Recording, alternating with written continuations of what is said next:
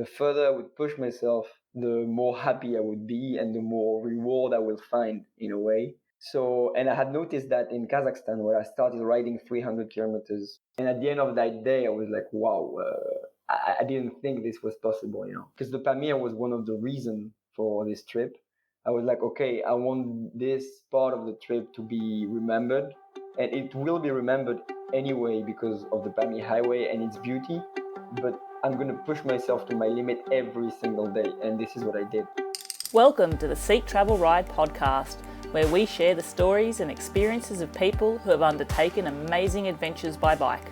Whether it's crossing state borders, mountain ranges, countries or continents, we want to share that spirit of adventuring on two wheels with our listeners.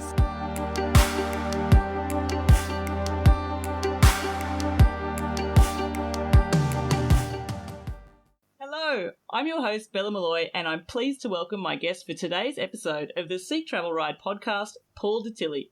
In January 2022, Paul loaded up his gravel bike and set off on an expedition which would see him leave Paris with the plan of cycling all the way to China. In 4 months, Paul travelled 12,000 kilometres across 18 countries. A phenomenal experience, especially when you learn this was Paul's very first cycling expedition. I'm really looking forward to learning more about Paul's journey and his experiences of crossing countries and continents on this trip. We'll also get the opportunity to learn more about Paul's next expedition, where he plans to cycle from Lima to Rio de Janeiro in under 30 days.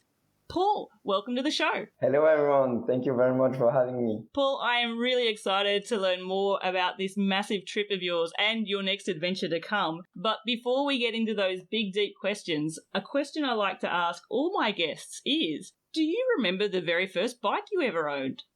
Wow, I think that's a hard question, but I think when I was young, like my dad used to buy me bikes and he bought me a couple of them because as I grew older, I needed bigger bikes. But I was born in Paris, so I think my first bike ride was in Paris with the little two thingy to not fall, or how you call them in English. With like training wheels? Exactly. But I actually have a recording of that because my dad had a camera and would film us. And yes, I know it was in Paris, my first ride. It was not a big one though. Growing up as a kid, like in Paris, in the big city, I know living in France that there is definitely a cycling culture in France and people do ride bikes, not just for fun, but also to get around. Did you ride bikes all throughout after you learnt how to ride a bike as a kid, or was bike riding part of your life or not really? Well, not at all, to be honest. I was born in Paris, but then I spent all my life in Lyon, in the south of France, close to the Alps. That's where I really grew up. I spent like more than 15 years over there. But no, I didn't ride bikes too much. My dad is not, like, he's a cyclist a bit, but I was not. Why I used bike was to commute to work. Like now I live in Paris again now, and I would just commute to work using bikes, but that would be not more than 5 to 10 kilometers per day. So when I started this big journey, as you said, I had literally no experience. I had never biked more than 30 kilometers. But then I fell in love with the sport. Wow. I guess you were saying there you originally came from Paris, but then you were in Lyon. And I know, it's funny, when I think of Lyon, Paul, I think of it as like the gastronomical capital of France. It's where all the good food is. It's the bon goût, the best taste, right? Everything is around there. But you, as you said, you're not too far from the Alps there as well, like, you know, with great benefit of transport. So was the outdoors part of your early life? Yeah, I did outdoor sports, but not cycling. I did a lot of skiing. Yeah. A lot of skiing when I was young, and then ski touring. You know, you climb up the mountain. Yeah. That's what I did in terms of outdoor sport in the mountain. And I did also a lot of skateboarding, like longboarding down the hill, which is quite kind of a dangerous sport as well. I have seen people do that in the Pyrenees. And yeah, for all our listeners at home, we're not talking about skateboarders doing, you know, popping like, you know, 780, 1080s, whatever it's called, in a skate park. We're talking about a longboard on the road, going on downhills, going through switchback hairpin bends, turns. Wow. Exactly. Oh my gosh, I feel like that's a podcast episode in its own. Do you still do some of that? I stopped a bit because it was, to be honest, now I'm more scared than when I was younger. When you're young, you don't care at all. You just go as high as you can and you put your brain on the side. But no, now I stopped a bit. I do it for fun around Paris, but no, I stopped. But I do as well another outdoor sport I did quite a bit is surfing. I discovered surfing like 6 years ago, and I discovered cycling last year, and now I'm a big fan, and and I go riding every weekend when I can. So, I mean, looking at your story, and I first came across you, Paul, I was on YouTube, and your video came across as a suggestion for me. I'm just trying to remember the title of it. Was it Gravel Biking the Silk Road? Or Yeah, it's cycling solo to China on a gravel bike, 12,000 kilometers in 18 countries. Yeah.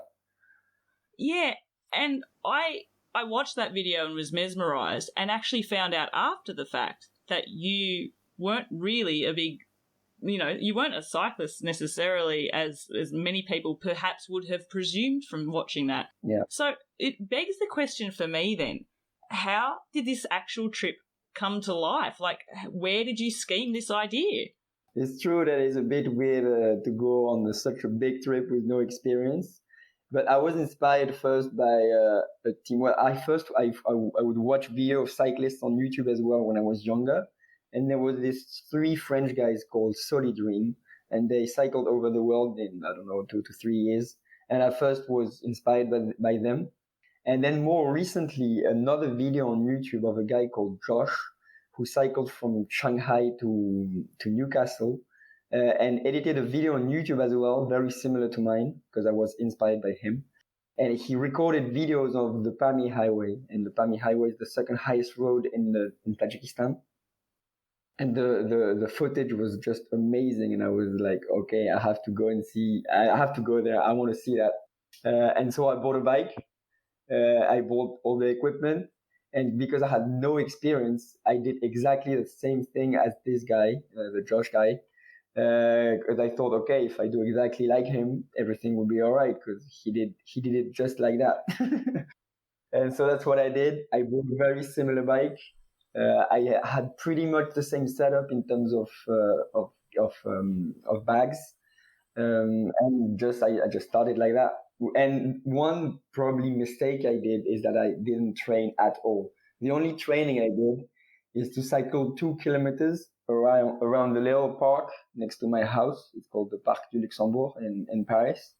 And I literally cycled 2 kilometers around that park to test my automatic pedals, because I had never ridden automatic pedals before. Oh, wow. Oh, I have to ask the next natural question, and everyone who's ever had like clipless pedals on a bike, and for the listeners who don't, it's where you wear specific shoes where you can clip into the pedals. And you there's benefits to it. You get more power through the pedal stroke and stuff as well. But it is a learning process, and while you learn that you need to clip in and clip out before you come to a stop, sometimes the best way of learning is through failure. Did you actually have any crashes and not clipping out in time during your learning? Third day I was recording, as you can see on my YouTube video. I would put my camera right in front of it and come back. And one day I just clipped the pedal. I didn't start riding, and I just fell like a stupid guy. But not. I mean, it was fine. It was not a problem. I didn't hurt myself. It happens to the best of us. Don't worry. Yeah. So, recording the trip, the motivations to set out, like you said, you took inspiration by seeing someone else's journey and saying, oh my gosh, I need to go to this place. I need to see that place with my own eyes and have that experience. And that inspired you to cycle tour to there. What about the idea to actually record your journey? Because it's not something that doesn't come with an imposition on the way you travel. Like you say, if you want to take a video which shows to the person watching your film and gives them that feeling and the experience of you riding through a scene, you're generally having to ride through that scene 1 or 2 times to get the shot. So it slows down your trip. What motivated you to record? Well, I think the main motivation is that I did the trip alone. So you do not share anything with anyone during the trip, except from the people you meet along the way. And I did meet a lot of people, but when you ride your bike, you're alone. Yeah. So you meet people at lunchtime for dinner, when you sleep at someone's house, all that. So I wanted to share. I think the fact of being alone makes you want to share a lot more compared to if you're with your friend or your girlfriend. I don't know. Because you share with someone already, so you're like, okay, I already have this sharing thing. So I wanted to share it with other people. That's the main reason. And it worked as well the same with the Instagram account. I posted quite a lot on Instagram because I just wanted to share my journey with people, and people responded a lot, like way more than I thought actually. So this feels kind of nice when you're alone too, I think, for me at least. I can definitely appreciate that. And also, it's funny, I haven't done a cycle tour anyway this big, but I have done some cycling and some long ultra cycling stuff on my own. And it does entail doing on your own for long, long hours during the day.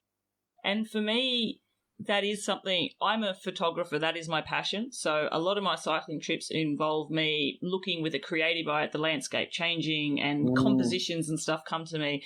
And my initial, excitement and the emotions inside me instantaneously are, I want to share this experience with people that I know. But also there's an element of when you're on your own, knowing there are people that are following your trip makes you feel less alone as well. Did you notice that as well? Yeah, 100%. As I told you, I would share like pictures daily on Instagram, telling where I was going more or less. And I didn't feel as it was a core at all. It was more like, yeah, I enjoyed doing it because people would respond, and it would even give me motivation during the days most of the time. So it was very important for me. And Indian people think that it took me a lot of time to put my camera, put my tripod, go ride, come back. But in the end, it didn't take much time. And when you ride like over 250 kilometers per day, you don't mind stopping for 10 minutes to just record, a bit, just a little pause, a little break. And it doesn't take much time. You're definitely right. Paul, I think we need to backtrack a little bit there too. So, we were talking at the very start, you weren't an experienced cyclist. You were motivated to do this big dream. And hey, you went out and you did it, which is fantastic. But you trained for this by learning how to use your pedals for 2 kilometers in a park. I mean, that is a phenomenal tagline to this story. I think I read somewhere that you were averaging over the course of the 4 months. It ended up being that your average distance traveled each day was, I think, about 220 kilometers or so. Yeah, towards the end.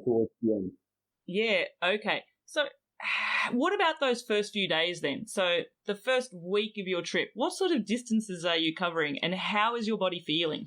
Well, at the beginning, first day I only cycled a tiny bit to just exit Paris because I left after lunch.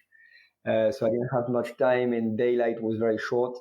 But then the first few days, to be honest, they were some of the hardest, I would say.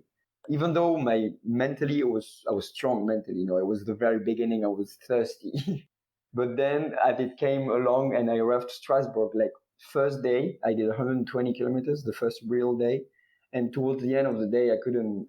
I finished the day walking because my knees were already hurting so much. They were very sore. So the second morning I jumped on my bike again, and I thought, okay, like my knees were hurting so much. And I was asking myself, am I going to be able to do that super long journey?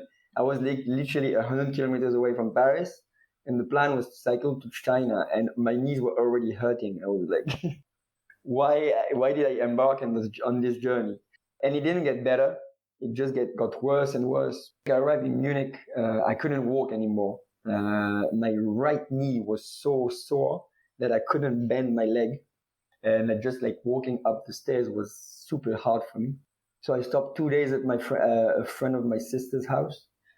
He was living in a studio with only one room, so I would sleep literally on the floor next to his bed. So after staying 2 to 3 nights at his house, I didn't want to stay too long, so I left, even though my knee were not fine.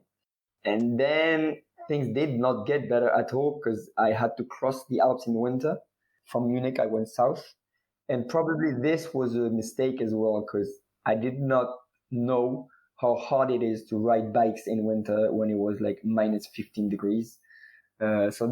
This didn't help at all. The weather condition in Europe was terrible. And I mean, you're not ski touring anymore either. You know, it's not to your advantage to have those sort of temperatures and those sort of conditions for that sort of trip. Yeah, 100%. Like what distance had you already, like Paris to Munich? I'm trying to think in my mind, like how many days did it take you to get to Munich? Like what sort of distance had you covered at this stage? I think it took me 5 days to go to Strasbourg, well, to the French border with Germany, and then I stopped 1 day in Strasbourg, and then the knees got a bit better. I used warm shower. For those who don't know, it's like couch surfing for cyclists. And so I stayed 1 day in Strasbourg, and I was like, okay, my knees are getting better. So, and then I thought, okay, instead of doing 100, 120, I'm going to start doing more. Because at the beginning of my journey, I had the objective of doing 120 to like in long term. It comes. Yeah. In the end, I did 120 first day, and I was like, okay, now I can start riding harder. Big mistake. My knees were not ready. Oh. And then it took me another 3 days to go to Munich. So I think overall, around 10 days to go to Munich. But it was a big mistake. I should have taken it way slower. Yeah. Because my body was not ready for that. And it's winter because you left at the end of January and it's actually prime winter. You know, this is when the ski resorts in Europe are like, you know, absolutely busy and humming with ski tourists. So what were the reasons? Why did you leave at the end of January? Was it, you know, was this the only time that you would be able to set off on an adventure like this because of work or study or life, or did you plan for other reasons? At the beginning, I wanted to leave earlier. But in the end, I would start a new master. I would start my master in September, and I wanted to be back in Paris, in France for beginning of July because my cousin would be getting married. So I had 6 months, and I was like, okay, if I don't know how much time this trip is going to take, so the earlier I leave, the better. So I had to leave in the middle of winter. And so I did winter. It only started, it got a bit hotter when I arrived in Croatia by the Adriatic Sea. But then it got super cold again in the mountains in Greece and Albania. I didn't know this part of the world, but there is a lot of mountains there. So it was freezing cold again. Like it was freezing cold in the Alps. Then it got better in Croatia. And then freezing cold again. I arrived in Istanbul. It was a snowstorm. The summer came when I arrived in south of Turkey after a month and a half. So yeah, if I would do it again, for sure I would leave in summer or spring. So those temperatures, I think I have vague memories when I watched your YouTube video of you mentioning some wild and crazy cold temperatures that you not only cycled in, but what you were camping or sleeping through. What was the lowest temperature that you had to endure? Can you remember? It was in Austria. When I crossed the Alps, it took me around 4 days, I think 5 days, because my knee was still very sore. So I would ride 50 kilometers per day. That was all I could do because I couldn't bend my leg. I would put the heel of my foot on the pedal to try to bend my leg a bit less. Sorry. So I took very slow progress through the Alps. And so, the coldest night actually. So I would sleep in abandoned houses to protect me a bit more from the natural elements like the wind and the snow. And I think, it was minus 15 degrees. That morning I woke up, my whole water bottles were frozen. I couldn't even cook tea. So the only thing you have to do is pack up your stuff and leave. Yeah, it's the only way to get warm. Yeah, exactly.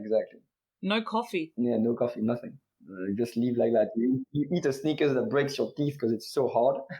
So frozen. You'd have to put your food next to your chest to try and get it to warm up and defrost. Exactly. Actually, part of me wonders it couldn't have been, but in some way you were naturally just always applying ice on your knee, and the inflammation is it's so cold, so your knee joint is always being iced there, but. That obviously didn't do your knee any favours either. And you say you were only travelling 50 kilometres, but I know what it's like cycling in the proper mountains, and 50 kilometres in the mountains normally includes elevation as well. So it's one of those things you may not be going big distances still in your mind in the day, but you're probably going through some pretty intense elevation gains and descents. Yeah, 100%.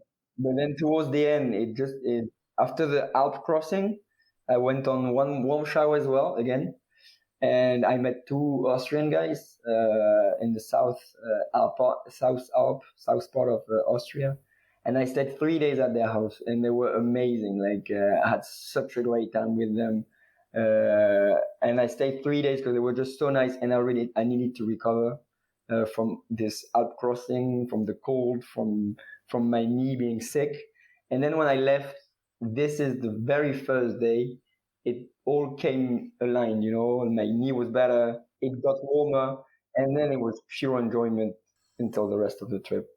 Like all this health problem was behind me. I imagine it's when you say pure enjoyment, to me it triggers this thing psychologically called flow state, where you are just experiencing in the moment everything, the act of what you're doing, and things are just going right for you. It may not have been a tailwind, but if to be clear of the mountains, to be clear of the knee pain, it must have felt like, you were pushing along at fast speed, no doubt, or, relative to how you must have felt for that very first part of your trip. And so then you came down from Austria. Would you have crossed through Italy and then to come across to Croatia?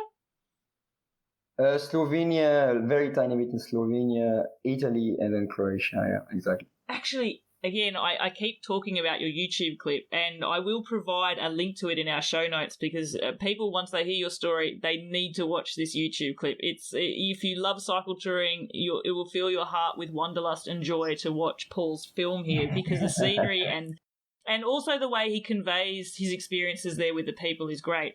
But Paul, I have a memory of you staying in the best abandoned house with the best sea views in the world. Where was that again? That was in Montenegro, yeah. So I already took this habit of just going into abandoned houses. And this started in the Alps, as I told you. And yeah, I just found the house right in front of the sea. Was amazing. It was literally amazing. Best view. It is. I'm not sure if it was an abandoned house or a house that was being built or something like that. But yeah, like literally, I mean, I don't think there were windows in this place, but you like look at my bedroom view and you point the camera and it is just the most beautiful looking water and, the landscape that leads down to it. I mean, my eyes were popping at the screen, going, "Whoa!" Like, I'm sure there would be a lot of people that wish they could have their wild camp like that. That was fantastic. 100%. And so you mixed through your trip then with experiences of where you had some warm showers where you stayed at people's houses and they hosted you. But other than that, you were pretty much camping for the rest of your trip, weren't you? Yeah, there was 3 ways of being of sleeping, I would say. So the first one was camping in the street, and in Montenegro, this is actually the time I stopped using my tent. Like from that day till Azerbaijan, north of Iran, I completely stopped using my tent because I would only sleep in abandoned houses, bus stops, stuff like that, where you don't need actually to set your tent. So I sent my tent home later, but we can talk about that, about my gear and all that. But yeah. So the first thing is sleeping like while camping, either in abandoned houses, anything that protects me. Second way of sleeping is being hosted by people. This is the best, to be honest. You're on the side of the road and people would think like, yeah, you only get hosted in Central Asia, in Turkey, but this is wrong. Like I got hosted third day in France. A French guy told me, yeah, just sleep at my house. I got hosted in Germany. I got hosted in Austria. Almost every country I went through, I was hosted by someone. So this is the second way. But then there are regions where they host you a bit more, I would say, so like Kurdistan in the south of Turkey. I was hosted every single day during 1 week. So this was amazing. Same in Tajikistan, in the Pami Highway. Every night I was hosted by someone. So it was very cool. And the third way, obviously, is hostel and hotels. Well, I would mainly sleep in hostels. So you can just meet Europeans that speak English. So this was kind of nice as well. Because when you're hosted by someone, you don't speak. I mean, I don't speak the language. I don't speak Russian, so you speak the human language with hands and body language. Body language, yeah. But it's still hard to communicate well. It is. It actually makes me think of something, and I think I came anecdotally across this in one of your Instagram posts. I think there was like a question answer about my trip, and one of them you made mention of the fact that you've seen beautiful scenery and it had beautiful landscape vistas and stuff, but actually the most impactful experience you had for your whole trip were those human interactions. 100%. Yeah, I strongly believe that. I mean, when you build a strong link with someone, it's way stronger, I think, than just a beautiful mountain. Because you can share the experience, you can feel the energy of his house. I don't know, the guy who's living with his wife and 2 kids in the middle of nowhere, but he has nothing, but he's offering you a soup and a place to sleep, which is everything that you ask for. And I don't know, when you leave, you had like very few interaction, because in the end you don't speak the same language, but you can understand each other. And what I remember the most, I think, apart from these beautiful sceneries, is the people I've met. But it is better when the guy speaks like a language I speak, obviously. But still, in this very remote places, I met amazing people, and yeah, that was the thing I remember the most, I think, for sure. Yeah, and I think... And you're alone. Yeah, and... So when you meet people at night, it's even stronger for you, because you've been alone the whole day. Yeah, and I guess the bond that you have because of that as well is so much more. And you were saying, it's harder when you can't speak the language, and you're right, like there's some way that we still manage to communicate and get what we want to say across, but I know as someone who's, living in France and still very much learning French, even with my neighbours who I can communicate with fairly well, personally, there's a depth of conversation that I want to have that just can't happen now because I don't quite know the words to get the sentences out. And I imagine on a trip like this, when you've been alone for so long, you're welcomed into a stranger's house so warmly with such great hospitality that there would probably be an element where you really are wishing and pining for being able to communicate even more deeply with them. Yeah, 100%. And even sometimes you would think that the people I've met, it's very short term. Like you arrive at like 8 p.m., sometimes even later, and you leave in the morning. You spend 2 hours, 3 hours with them, like, and 30 minutes in the morning, because most of the time they offer you breakfast.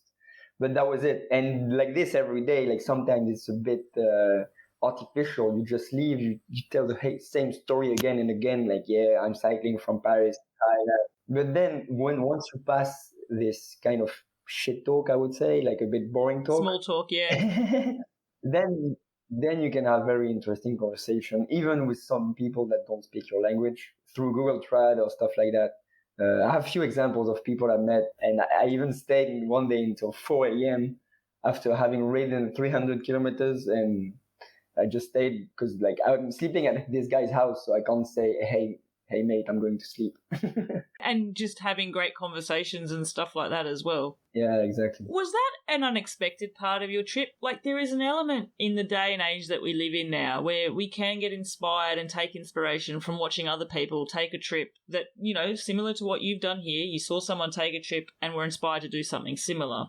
And in this day and age, we can learn that, people on a cycle tour will find strangers so hospitable to them and welcoming them. And so there's potential there that it's not an expectation that it will happen to you, but maybe it's not so surprising when it does. But were you overwhelmed by the hospitality that you kept facing, or how did you feel about that? You get used to it. It's like sleeping in the streets. When I first did it, when I first not used my tent and slept literally in the street, I didn't sleep in a roof or a shelter.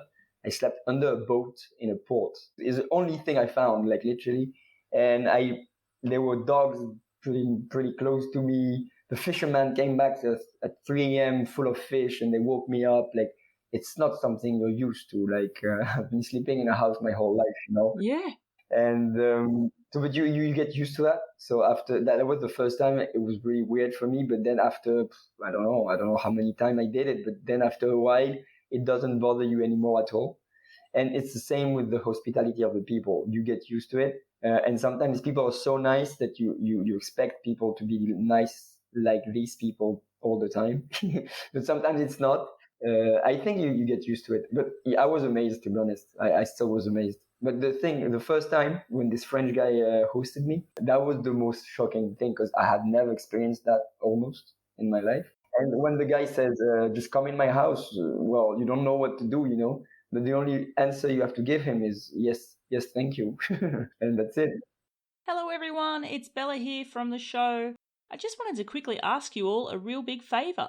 If you really enjoy listening to the Seek Travel Ride podcast, could I ask you right now to go into your podcast playing app and take the time to leave us a rating and review? The reason it's important is this is the way our show gets pushed out to a wider audience and discovered.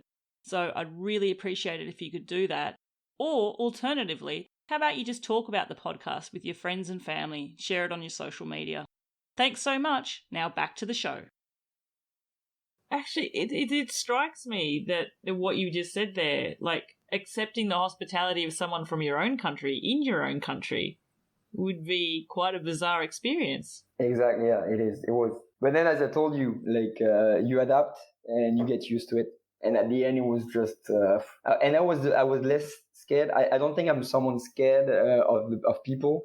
I like speaking with everyone. I'm kind of interested when I meet someone. But when I started my trip compared to when I finished it, I was way more.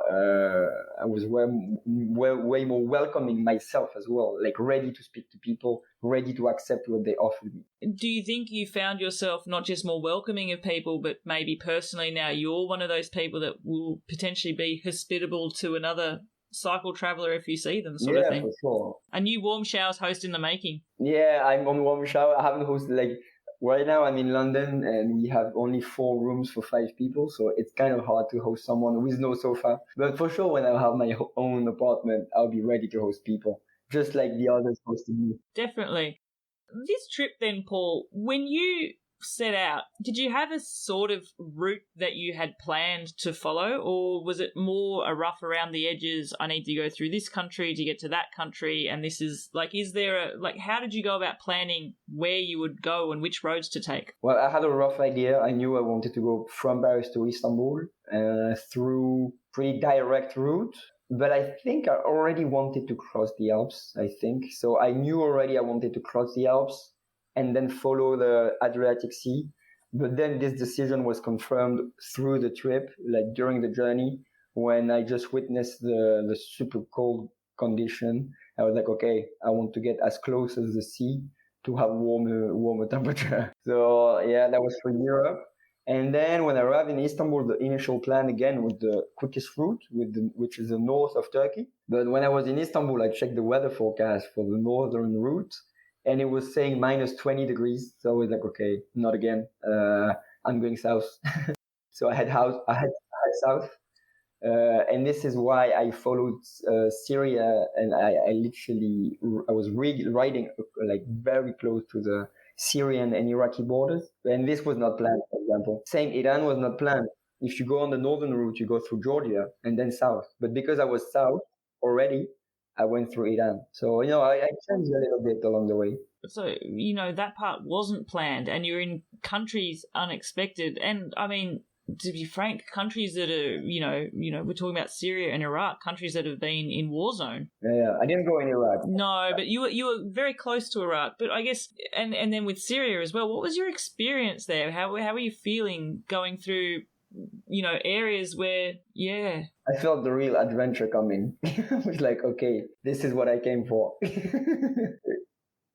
I could see cars, like, indications on the street, and they would point at Alep, which is Alep. We've all heard of Alep. It's like the bombed city in Syria, which was destroyed by bombs. So I was like, okay, this is the adventure. And this is what I came for, I think. So I was striving, to be honest. It's funny, like, I've had the benefit of interviewing some amazing, interesting people who've taken some amazing journeys, regardless of what they were. But that really blows me away. Like you were. This was an unexpected diversion on your trip, but it sort of unleashed the inner adventure that you were out there looking for. Yeah. Exactly. So it wasn't just I need to cycle the Pamir Highway and be on that scene. It was actually adventure out of your comfort zone, maybe? Were you seeking to be uncomfortable, maybe? Is that... Yeah. This is 100% something I was looking for. It was to go beyond my capacity. Like, I think along the way, I got better at cycling. I was stronger, more endurant. And every time I was more endurant, I was pushing my limits even further to try and ride longer and ride harder. Well, at least longer. And so, yeah, before going into the Pami Highway, I had noticed that the further I would push myself, the more happy I would be and the more reward I will find in a way. So, and I had noticed that in Kazakhstan, where I started riding 300 kilometers, like I first ride 300 kilometers one time. And at the end of that day, I was like, wow, I didn't think this was possible, you know. So before the Pamir, for example, as you mentioned, because the Pamir was one of the reasons for this trip, I was like, okay, I want this part of the trip to be remembered. And it will be remembered anyway because of the Pamir Highway and its beauty. But I'm going to push myself to my limit every single day. And this is what I did. And I would put myself out of my comfort zone, as you said, pretty much every day, just pushing myself. And this is what I really liked. It's a bit weird because it's a bit of suffering. Not an easy journey, but that's what I like. It's interesting, and I mean, to some degree, what you did, Paul, is an ultra. Like, when I listen to you and I listen to the things that you're telling me, like, you gave away your tent so that, you know, it was easier. You did, you know, lighter. You're traveling long distances. You're finding places where you can sleep and catch sleep in the night. I listen to you and I think, oh my gosh, this is like a future, you know, champion ultra cyclist. I'm going to see you entering some race soon, and this is going to be you. Like, because this is the stuff that you, if you, and to my listeners who are into the ultra scene, you bypass this, but I'm into it. And this is the part where I'm hearing things from you, and this is on a cycle tour, but I feel like it's crossing the worlds of ultra cycling. You know, I'm hearing, is this the person that's going in the Silk Road mountain race? Are you doing Nordcap? I hope one day. Maybe, okay. Because surely this wasn't on your radar before you set off, because you were only cycling, you know, 2 kilometers in the park to learn how to pedal into your bike. No, I discovered the ultra cycling world during my trip. And I realized I was doing ultra distances when I was in Central Asia. It's really when I was in Central Asia that I started riding very much longer, like 200 every day, even more. And this is where I discovered, like, you have a few French, I wouldn't say superstar because it's a small world, but in the small world of ultra distance, you have at least 2 French guys that are pretty famous, like Sofiane. I don't know if you know this guy. I do. And so, yeah, I discovered the ultra distance and I fell in love with it. So was that Central Asia, that was the part of your trip where all of a sudden it went from you know, how you were traveling to let's suffer and see what I can do day in, day out sort of thing? It wasn't let's suffer. Like, I think the approach was a bit different. But the main difference is that I sent home my 2 front panniers with my tent, some equipment, my cooking equipment. So I think I had like 6 or 7 kilos less on my bike. So I was faster, more aerodynamic, and I was not able to cook anymore, not able to sleep in my tent anymore. And I was entering desert. Like, when you cross the Caspian Sea from Baku, Kazakhstan to Aktau, from Azerbaijan to Kazakhstan, sorry, you arrive in the middle of the desert. And so you would have restaurants every 100, 150 kilometers. So if you do not ride fast and you don't have cooking equipment, well, I mean, if you don't have cooking equipment, you better ride fast. And if you don't ride fast, you better have cooking equipment. Like, you know, it goes both ways. Or you're going to go hungry, yeah. And because I didn't have cooking equipment, well, I better ride fast to find a restaurant, you know. So that was the first thing. Like, I need to ride faster. And yeah, and I just did that until the end. I mean, obviously you've made it, so it's worked for you. But I have to ask the question, did things unravel for you at any stage? And did you have, like, what were the low moments? And did you ever feel like you had gone too far in some direction, that things weren't right? I mean, 100%. When you push yourself very hard like that, then you have the lowest moments. I mean, you have the highest point of euphoria. I don't know how you call it. adrenaline, but then you have the lowest moment as well. And I think that's the beauty of it. I was pushing myself and experiencing like very strong feelings. But yeah, in the middle of Kazakhstan, after riding, I was kind of, I didn't notice, I think, but I was getting mentally tired and physically as well, for sure.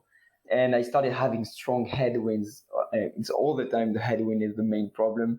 Wind, very pouring rain. I was alone. I had been alone for 10 days, not speaking to anybody. I had no battery on my phone, so I couldn't listen to music. I couldn't know how many kilometers I had left to the next city. So this was, and there was a part in the video where I record myself in the gas station. It's raining. I don't know if you remember that part. This is one of the hardest part of the trip for sure. I was like empty of motivation, but then when you get the motivation again, it's great when you start riding again. I wanted to stop riding at this point, and I stopped 2 days in Bukhara, rest, met people that speak English and French, so that was nice as well to communicate, and then got back on my bike. Yeah, and got motivated again. Because I guess there's two things there. One is what you were saying there. It's almost like you're on the pendulum of the emotions. Like you have highest highs, but you, through doing what you're doing and with your body at exhaustion sometimes, And the lowest in the low. elements, you also, the lowest lows. I know it's cliche, but you do experience that. And sometimes within an hour, you're at both ends of the spectrum. Sometimes, unfortunately, those lows last even longer. Yeah. I think so if I finish on this lowest lows, that was one very hard part in Kazakhstan. It was in Uzbekistan, actually, I'm sorry. But the two countries are quite similar. And another one was at the end of the Pamir, when I started my journey on the Pamir highway. People told me, okay, there is a 50% chance of passing the border between Tajikistan and Kyrgyzstan, and a 50% chance of being rejected. And I had completely forgotten that because I had been riding for a week along the Pamir. And the day before I was about to pass the border, I slept at the guest house. And the girl told me that 3 days ago, a Russian, I don't even know if he was a cyclist, a Russian guy got rejected at the border. And I was like, okay, this is not good news at all. And I had completely forgotten. And so, yeah, it came out, of course, I got rejected. And this was super hard to take it. It was a hard pill to swallow because I had been riding very hard. I was mentally and physically tired. And I was not knowing, but during this whole week, I was riding into a dead end. Further and further I would ride was a dead end. So when I was rejected, yeah, it was very hard. It was very hard. But then again, you get the motivation again a few days later, even sometimes a few hours later. But I cried in front of the border guard. It was a very hard time. And they still didn't accept you. And they didn't accept me. Even with the bribing I was offering. Those border guards are hard and tough, aren't they? That would have been a real low, yet you refound your motivation and spark to look for solutions, didn't you? Exactly. Well, then I had to go around this border, back into the capital of Tajikistan, all the way back through all the Pamir highway, back in Uzbekistan, because the only way you could enter Kyrgyzstan was to exit Tajikistan, because the two countries do not like each other.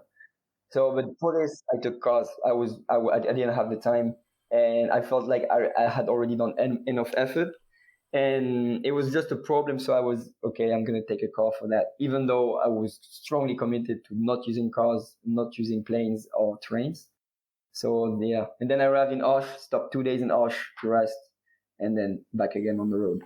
The other thing that I was talking about there as well, so it struck me you had the highest of the highs and the lowest of the lows because you're putting yourself out there to experience these type of emotions on a trip of this type of journey and this sort of distance.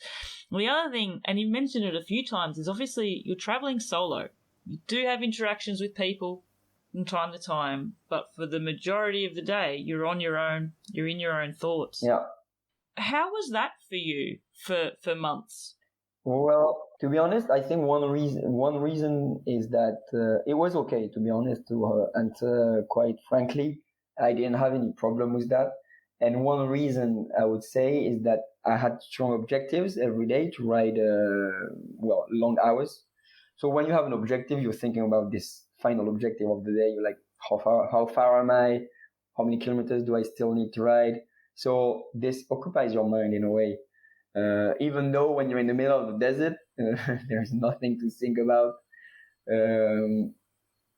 But you think a lot, that's for sure. But it was okay. And that's part of the mental game. I would listen to podcasts sometimes, but not too much actually. Most of the time I would write with no music, no podcast. Yeah, just experiencing all the senses raw and beautiful. Yeah, just writing without anything. I would think, okay, when I'm in a very bad mental state, I would put the music. But you never know when that bad mental state arrives. So I would think, okay, right now I'm not in the perfect mental optimism, but maybe later it's going to be worse. I would delay to put music in my head, and sometimes I would never put it until the point I would never put it. Yeah, and sometimes that bad state just didn't happen for you. I was actually taught that it was one of the best tips I got given when I was training for my ultra, was because I was dealing with the idea of riding on my own through the night. And I remember thinking, I'm not sure how I'm going to go with that. And I reached out to a friend of mine who has done some ultra distance cycling, and he had given me the tip of listening to podcasts when I felt lonely or scared or alone, because it has the beauty of tricking your mind into feeling you're part of the conversation, and so then you're not alone. Did you have that experience? Because it certainly worked for me. Yeah, me was more music, but then I started listening to podcasts towards the end a bit more. Music really changes your mood too. Like, it can be really uplifting as well. Yeah, 100%. And I was listening to music quite a lot. But as I said, if I would delay it as much as I could, because once you put on your music, but then the worst mental state comes and you already have your music on, well, you don't have any other options. So I would delay it as much as I could. Gee, how do I even phrase this question? Because I'm not a psychologist and you're not. And I don't want this to sound cliche, but you must have learnt so much about yourself and your mental resolve and the levels of your emotions going up and down. Because to self-meter that, it's almost like when you have an injury and you have access to painkillers, but you're thinking, I don't need them yet because I can tolerate this. So you're having this for your mental state with, well, I'm low, but I'm okay. I don't need the emergency. And maybe it will get better. It would get worse. That's when I would really need it. I learned myself physical abilities, that's for sure. I had no idea I was able to do that. And when you ride, after I came back from my trip, because I was rejected at the Russian border, and I was landlocked between Russia, China, and Afghanistan, and I didn't want to take a plane and just arriving out of nowhere, I don't know, in Southeast Asia. That was not the whole objective of this journey. So I just went home because I had no other option. And after 2 weeks at home, I took my bike again.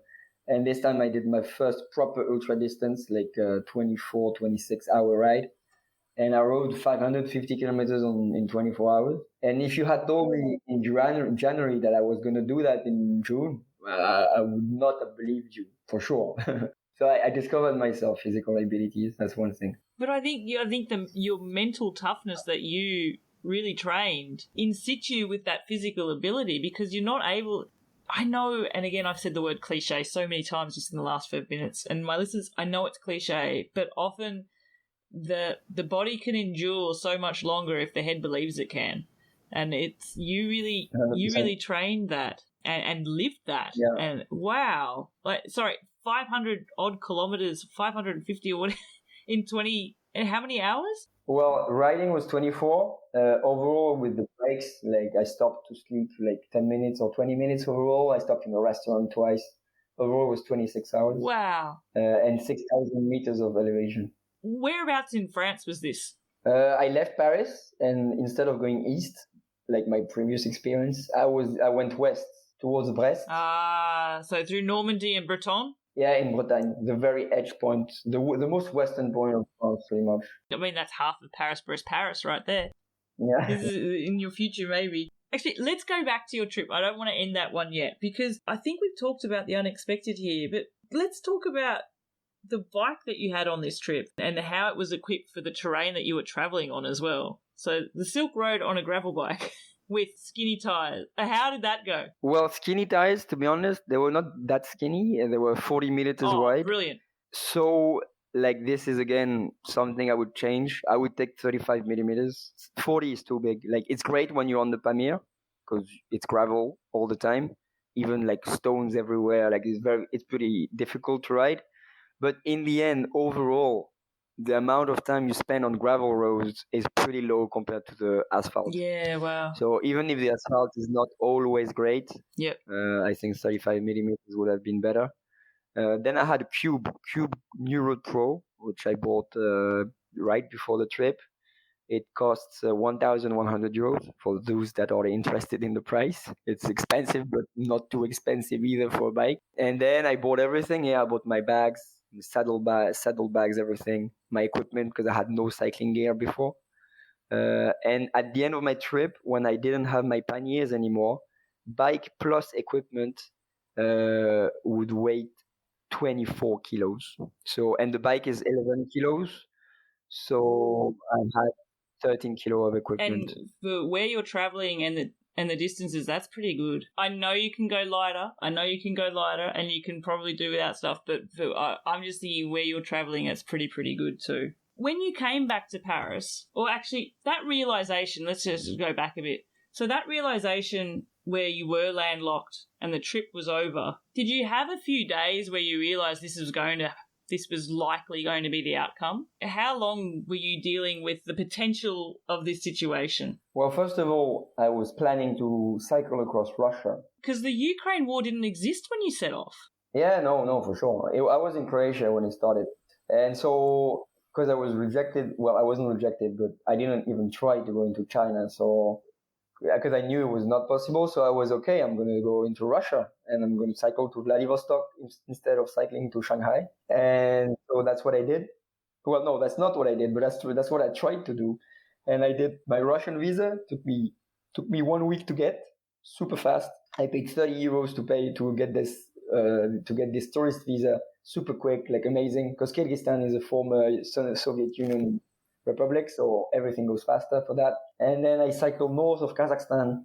And when I was thinking of this journey through Russia, I was like, okay, my visa is only 1 month. Like you can only have a 1 month visa as a tourist visa. Well, at least it's easier to have. So I applied for the 1 month visa and I had 6,000 kilometers to cover. So I thought, okay, now that I know my physical capabilities, I'm going to try to do this 6,000 kilometers in 1 month, which was 200 per day without a single day off. So then I cycled up the border. And at the border, well, it was a junior police officer. And he had received order from his senior. And so even though I tried to bargain and I tried to go through and pass into Russia, he was like, no, sorry, this is my boss's decision. You're not allowed. You can only take the plane. You cannot enter by land. Like with tourist visa, you can only take the plane. That was the excuse. I don't know what the official reason is, but that's what he told me. And how did I feel was first of all, I was embarking on such a crazy thing. Like, first of all, it was Russia. It was the war. I didn't want any problem with that. I didn't want to stay longer than 1 month, and I had to ride 6,000 kilometers in that month. So I was a bit relieved, to be honest. It's weird because it's the strongest thing I wanted to do was to do this. But in the end, when he said you're not allowed to go into that, I was like, wow. I mean, when you're a bit scared, this is really something you want to do. You're a bit scared as well. So yeah, but then it was super tough, to be honest, because I had met a great guy at the border who would speak English. So I went to his house, stayed 3 days with him, and then I just realized it was over. And I was like, okay, this is the end of the trip. And I bought my flight back home. And 1 week later, I was in Paris. What was it like in Paris then? Because you've just gone to one extreme, crossed continents, gone through 18 countries. What was it, 12,000 kilometers? You're back on the streets in the hustle and bustle of a big city. What was that like? Well, to be honest, I was ready to meet my family and friends again. I was super excited. I was not like, okay, I'm going to stay there, because these places are very remote. You don't speak the language. Well, we've talked about it, but no, I was happy, to be honest. I was happy to go home, see my friends, see my family. And I still had 2 months. I didn't go straight back to work. I think that's the main reason why this adaptation was quite smooth, because I had still 2 months before starting studying again. So I went on a bike trip to, as I told you, this 500 ride. So it was chill. I really liked going home. It was summer, saw my friends. No, it was really nice. And I shared my story. I had so many things to tell. And this is when I realized what I did. Memories which will be with you forever. Yeah. On that note of memories, this trip came to mind because you were inspired when you saw someone else's trip doing something and you thought, I need to go there. Yeah. When you actually got to that part, like, what were you thinking yourself? Were you thinking, wow, this is what I was here for? Yeah. As I told you briefly in the Pamir, it's when I set myself very strong objectives because I knew when I would push my limits, I would enjoy more. And I knew the Pamir was going to be amazing. So I was like, okay, I need to mark this moment even stronger by riding hard. That was my thinking. And then, yeah, I was striving when I was riding. I mean, in my video on YouTube, you can probably see it, the part of the Pamir. I mean, yeah, I'm riding all day long and it's amazing. It's truly amazing. I know we've spoken that, the overwhelming experiences that you had with people was the best memory of the trip. But if I was to ask you the best landscapes or natural beauty that you observed on the trip, where was that? Can you? And I feel that's a hard question, but maybe it's not. I think most questions like that. What is the best place? The nicest people you met, the most beautiful scenery, the hardest time, the best time, like these kind of questions. Every time, everything happened in Tajikistan on the Pamir Highway. Like the hardest time was when one of the hardest time was when I got rejected at the border. One of the best time when I was riding, I don't know, 3,000 meter plus elevation in one day because I had a food infection. I got a food infection, and then I would sleep in an abandoned house at 4,000 plus meters. Like everything was extreme in all its ways in terms of meeting people, pushing myself, landscapes. Yeah, all of that. I think Pamir Highway is definitely a place to go if you want adventure and strong feelings. I would say in a way, strong emotions. Do you ever look back at your photos or your videos, Paul, and sort of step back from it and go, wow, that's me, I did that? Some of this stuff that you say, and do you surprise yourself at what you've done? To be honest, when I released my video on YouTube, I shared it on all social medias and I shared it to newspapers, and one newspaper article interviewed me, and bikepacking.com shared my video, which is really crazy. And so that was amazing, and so many people watched it, and people comment so much on YouTube. I didn't know, and I received I don't know 300 comments, which were always positive comments. And so I was, it's very nice to have feedback like that, and I thank all those people. And then I watched the video, like I had already watched it, I don't know, 100 times when I was editing it. Again, I watched it again so many times because of the comments. I was like, yeah, I would just watch it. And the music I put is music I love, so yeah, no, I really like it. It's very well done. Is that your first foray into making a video, or is video editing something that you'd done a little bit before in the past? I did a few when I was younger, but like when I was 13 years old, about ski touring and skating and skateboard, like longboarding. So I had made a few, but that was 10 years ago. It was so I had made a few before. It was definitely worth watching, and actually, I'm just thinking to myself, I'm going to be firing it up and watching it again soon too. I need to rewatch it because it does. It's a video where I'm inspired by your adventure. It just there's a spirit of wanderlust that it unleashes, and it resonates. Like you can tell, like through the comments that you've received, it resonates with people that are similar minded that way. Yeah. That leads me to the next question here, Paul, which is, yes, you're back in Paris and you did that monumental trip of 500 odd kilometres. You tested the limits of what you could endure over, 26 hours. But you now have a new challenge that you've set yourself as well. Can you talk to us a little bit about that? Well, I'm going to ride from Lima to Rio de Janeiro in Brazil. And the objective is to ride this time, because I know what I'm capable of. I'm going to be trying to ride long hours every day. And the objective is to ride in less than a month, like 25 days. There are 5,000 kilometers and quite some elevation in Bolivia because it goes very high. So this is a new challenge. And I'm leaving in 1 month, actually, because I'm finishing my master's in 1 month exactly. And then I'm starting a job in July. So I have 2 months off in a way. So I thought I might take advantage of this time before starting my job. So I'm leaving, I'm taking my flight in 1 month, and this is the objective. But right now I have problem with my knee. Like this is maybe not something that is that interesting, but I've had problem with my right knee, so I've had a few injections. Like I've had 3 injections in the past 3 weeks to have a better knee. And so I haven't started training because my knee is still not in the best shape. But I hope it will get better and I can do this trip the way I want to do it, which means riding long hours. I've been to these places already, so I'm not here for touring. This time is 100% physical challenge. It might be weird, but this is my thing. Paul, you don't need to sign up for, a transcontinental or something. This is, the Paul Ditelli Ultra Challenge. Like, this is your own ultra, exactly. Really, isn't it? And it's pure and simple. Ultra, your own defined challenge, extremes of areas, extreme terrain, because the elevation there as well. And you have experience riding at elevation in, this previous trip as well. I'm guessing there's lessons that you've learnt from this trip that you've honed in on for the next one. I mean, I really hope that your knee recovers and that you're physically able to disembark and undertake the trip as you want and intend. What sort of changes are you making compared to the first trip? Well, in terms of equipment, I take the same bike. I will try to do a video again because I think it's just sharing is nice. I just really like sharing my experiences. When you do it alone, well, it's very nice, but when you're able to share it in a good way with people, it's even nicer, I believe. So I would still bring my big camera and my tripod, which is quite heavy, but I think it's worth it.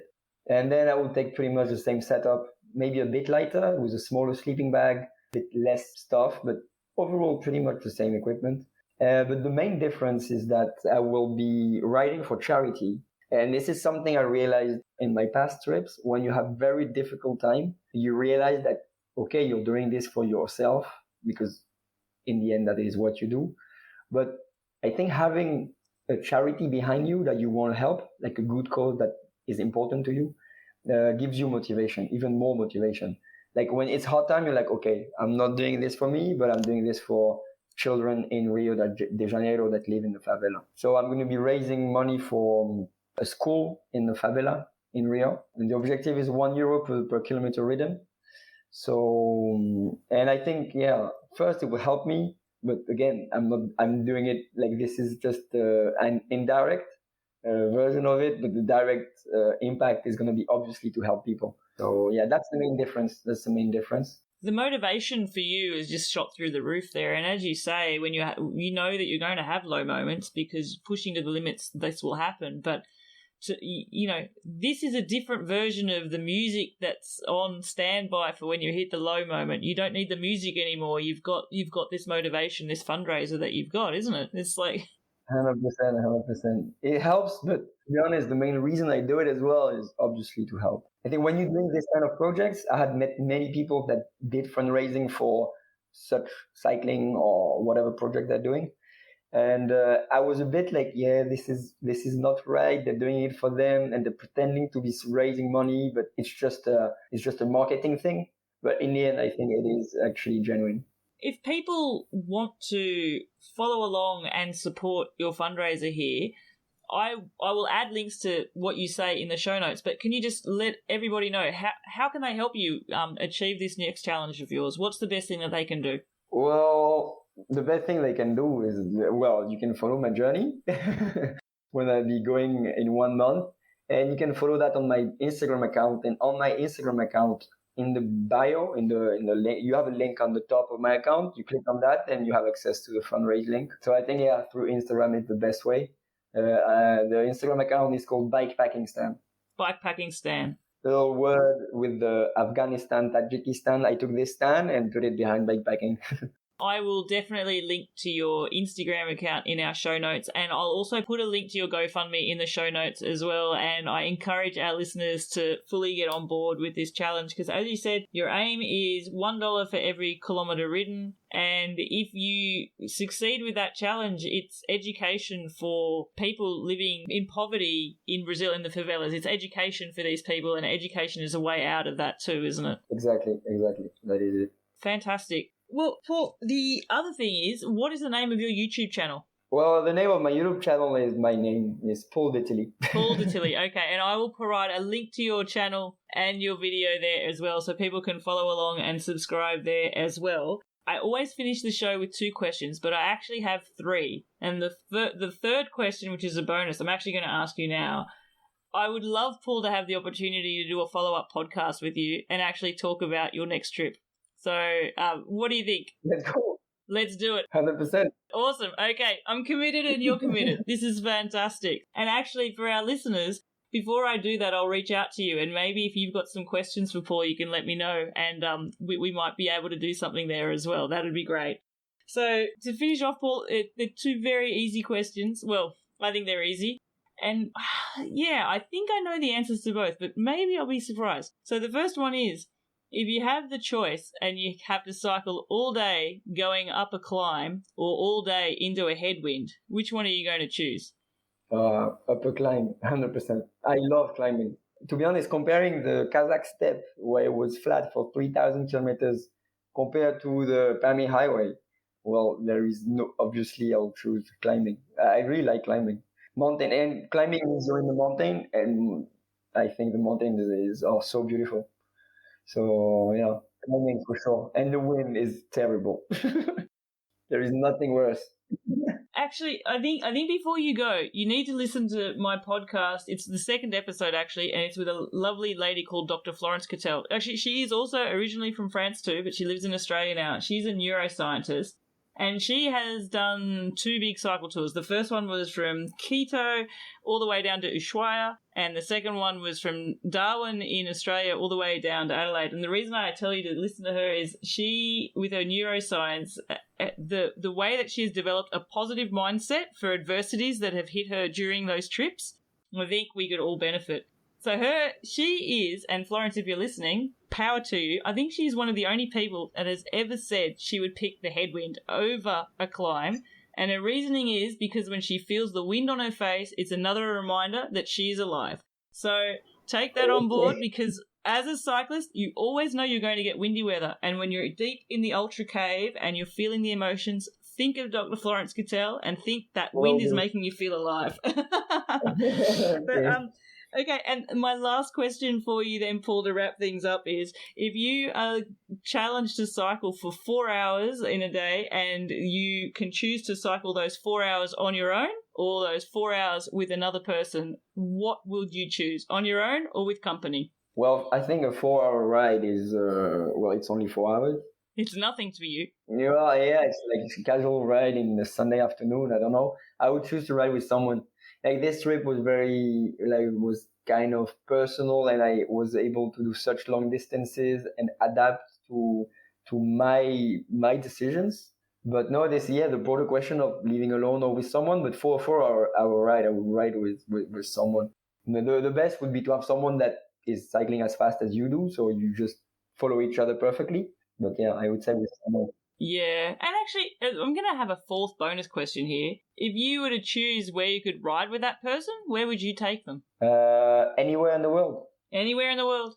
I would ride in the Alps. To be honest, I've cycled more in Kazakhstan than in France.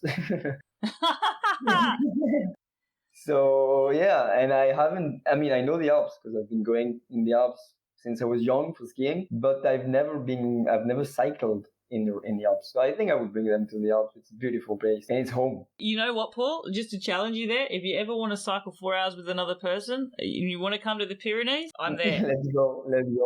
I'll show you some local roads. Cool. I'll try and find places where we're just uphill and no headwind.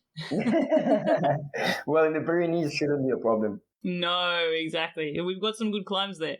But Paul Ditili, it has been an absolute pleasure to hear your story and to be able to share your story with your listeners. I'm looking forward to, in a future date, being able to share your future tour. I wish you all the best for your trip. I wish you a full and complete recovery for that knee of yours. And to our viewers, get behind Paul's trip and let's follow along and see what unfolds for him. Thank you so much, everyone. It's been fantastic. Hi everyone, I really hope you've enjoyed listening to this latest episode of the Seek Travel Ride podcast just as much as I enjoyed conducting the interview. If I could ask if you could just take the time quickly now to go into that podcast player app of yours and give us a rating and a review, I'd really appreciate it because it does help the show to grow and reach a wider audience. Or alternatively, just talk about the show with your friends and family and share it on your social media. Lastly, have you got your own story that you'd like us to share here on the show? Then why not get in touch by sending me an email at podcast@seektravelride.com and talk to me about being featured as a guest for the show. Until next time, I'm Bella Malloy. Thanks for listening.